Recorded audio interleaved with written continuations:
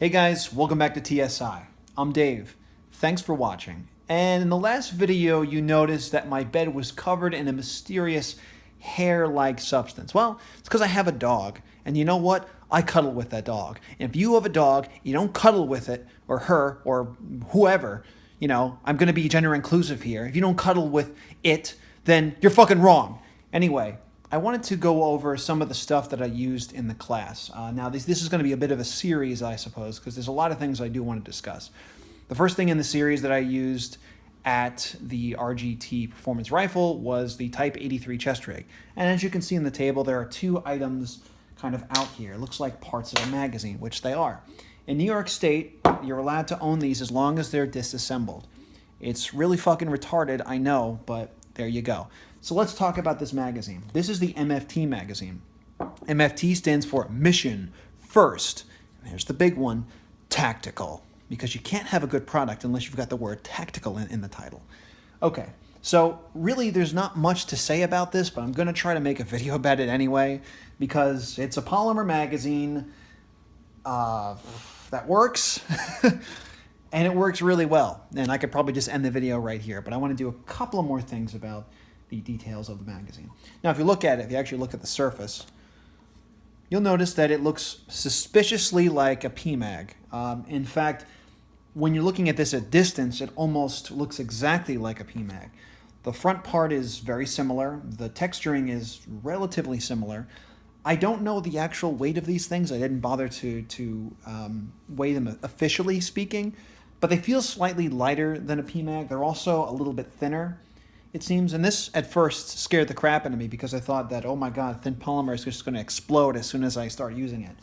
But a couple of notable things about this magazine, guys. This was a $12 magazine, $12, and it has worked absolutely flawlessly. No problems of any type, no even hint of issues. A couple things I will say about it though. I really like the texturing. It is nice and flat. It's got these kind of like stipples on the side. A lot of tactical guys like to stipple their shit out of the box. They'll put little thingy-majiggies on the side here because it's more tactical that way, I suppose. Honestly, I never really noticed any true advantage to stippling. I'm sure if I ran my guns harder, I would probably notice it. But for me personally, I kind of like this smoother feeling. I actually like, rather than stippling, I kind of like these ridges here. I think they help grab onto the magazine. But it's not about me grabbing onto long ridge-like items or ribbed. It is ribbed for my pleasure and potentially yours as well. Okay, so a couple of other notable things about this magazine, other than the fact that it fucking works and it's really kind of smooth and light. It actually loads really smooth, and I'm getting into that, what I meant by smooth. It loads unbelievably smoothly, and unfortunately I can't show you that here because, well, you know where. But if I were to show you, it would be remarkably easy to load. Another thing which is kind of cool about this is that you can load this to 30 rounds, and it'll fit in any gun you put it in. Now you might say, well, no shit, it's a 30-round magazine. But here's the thing. If you're an expert AR-15 owner like myself, who has used it in all sorts of tactical applications, you know that loading an AR-15 magazine to 30 rounds sometimes doesn't work that well. Basically, you have to overcome the spring pressure of the follower hitting the bolt. And what can that do? That can actually cause the gun to have so much resistance, or the magazine have so much resistance, that you won't be able to seat the mags. How do I know this? Well, because a lot of people in the military have been doing this for decades. And also, in my first rifle course, I consistently loaded the magazines to too high of a level, and they were just dropping out of the gun. Thankfully, I shoot left-handed with the AR, so I just locked open the bolt, put the magazine in, shut the bolt. It's something that you can do as a lefty. So I was able to overcome it, but goddamn was it embarrassing. Thankfully, though, this magazine has none of those problems. You can load this to 30 rounds, and it's not a problem. It's not even that much effort to put it into the gun. It really is a good magazine thus far. I wish I could run it more often, but again, I'm not going to really have the opportunity. More details about it. Disassembling the mag is stupid easy, as a lot of these modern polymer magazines are. You can see here that this pretty much is PMag's plate. There's two little notches here. What you do essentially is you just kind of push down one, push down the other, and slide it off. It's a little bit more work than a PMag, but honestly, someone with an IQ above 5 should be able to figure out how to use this. This is just the spring and the follower and the floor plate thingamajig, whatever this is called. And it's an anti-tilt follower, everything you would expect from a modern polymer style magazine. And guys, initial impressions of this thing, I'm not going to tell you to go out and buy a bajillion of them right now because I've only run them through one class, although this was my primary magazine, and there really was no problems.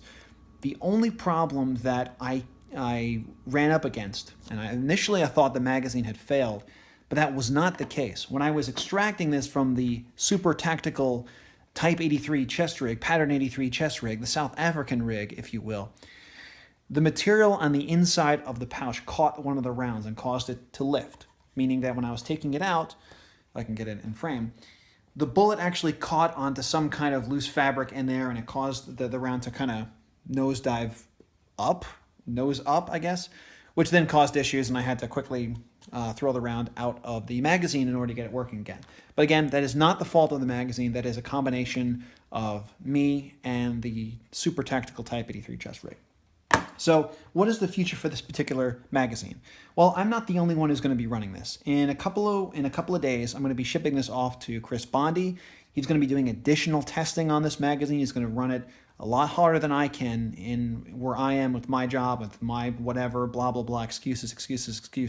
The point is he's going to run it much harder than I can, and we're going to see the real true potential of this magazine. And my God, do I want to like this thing. And so far, I do.